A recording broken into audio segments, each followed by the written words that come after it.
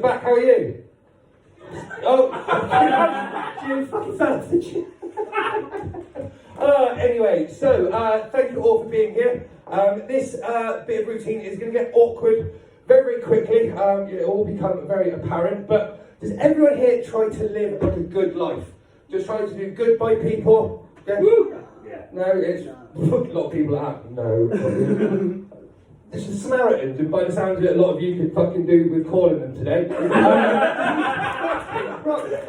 Right, literally, hour and a half I drove here, and I made some questionable life choices on the way down here. I've made a lot fucking more since I've been here. Anyway, so I have just one ambition in life. I find that it's this is my audience work. This is where it gets very weird. That I stare at someone directly in the face while I do this, but my one clear passion in life is to suck the cock of Dave Grohl. Okay? It's even weirder now because you look like him. So I was contemplating changing this material, but it's not in a gay way. It's not in a gay way at all. I just really, really appreciate the guy that much that I would go to town on his Evertron. Okay, so I'm guessing all of you here know who Dave Grohl is. This guy obviously does. For those of you who don't, he is the lead singer of the Foo Fighters. Used to be in Nirvana. Obviously then Kurt Cobain decided to accidentally shoot himself in the face one day, leaving poor Dave Grohl like a little rock and roll Jesus, walking around with a hair but no disciples. So for the first album of the Foo Fighters, he actually wrote every song, played every instrument on there. So that's pretty big to do. I don't think there's anyone out there. That's fucking amazing. He played every single instrument.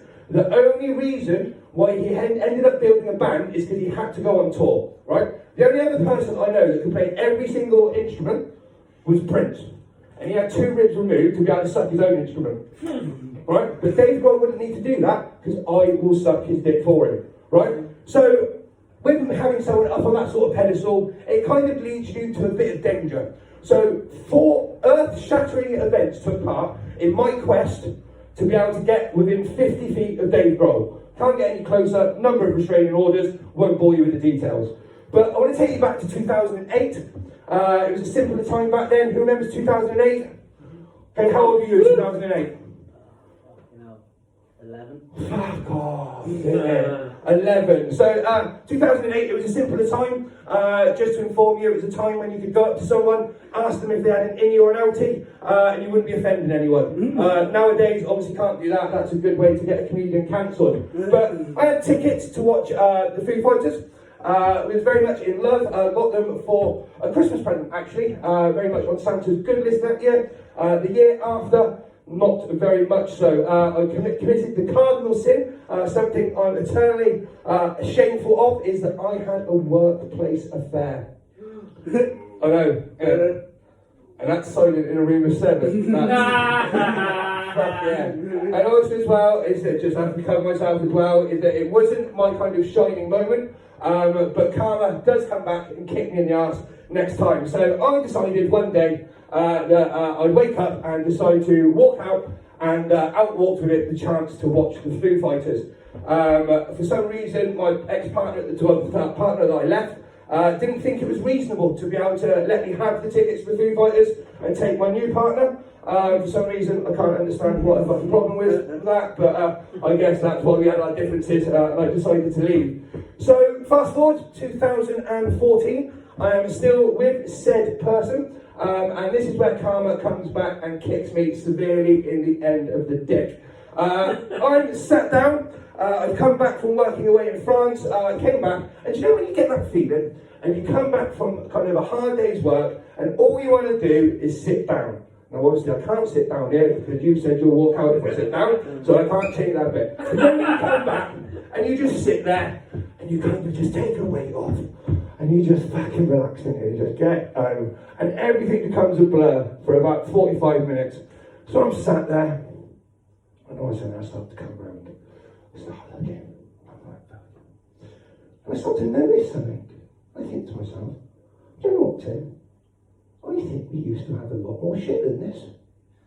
I do you know what? It turned out we did have a lot more shit than this. It was in the back of the lorry, heading to her new partner's house. She'd been having an affair whilst I'd been working away, and took the Foo Fighters tickets that she'd secretly bought me for my birthday, flaunted them in front of me, and her and her new partner went to watch the Foo Fighters, which I think was a bit of an insult, bearing in mind I wasn't allowed the tickets in the last breakup. But anyway, we digress.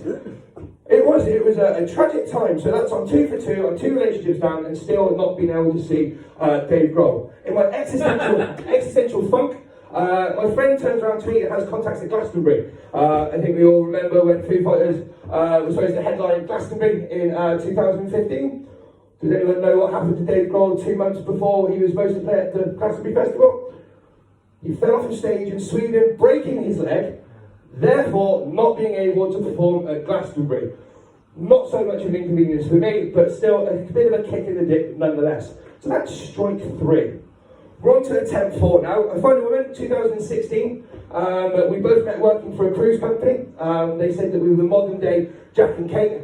I very much picked wisely with my choice here. She's only 5 foot. So if we did go on a cruise together and the shit goes down, we're both being able to get on that door and survive, that's for sure. But we met and we took a chance. We booked to go and see the Foo Fighters. And I did manage to see them. It was an amazing time, and I thought the curse was broken. Unfortunately, the curse had only just got started. We were due to get married in March 2020. That's right, the Friday before lockdown. Lockdown got announced on the Friday. I was due to walk down the aisle on the Saturday. So I think the curse came back and bit me pretty hard. So instead of making mad passionate love to my new bride, on the Saturday I was bent over and fucked by Boris and the backbenchers. So that's where I thought my story would end. But then I started writing this about my obsession with Dave Grohl.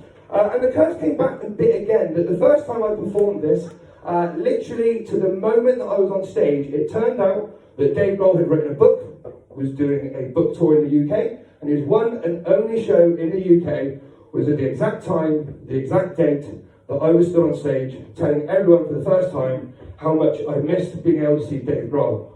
A little bit of irony, I think. But that's what I'm going to bore you with. That's my story of making love to Dave Grohl. Everyone have a good Christmas. You've been a great, crazy audience all day. Enjoy yourselves. Thanks very much for putting up with me. Cheers.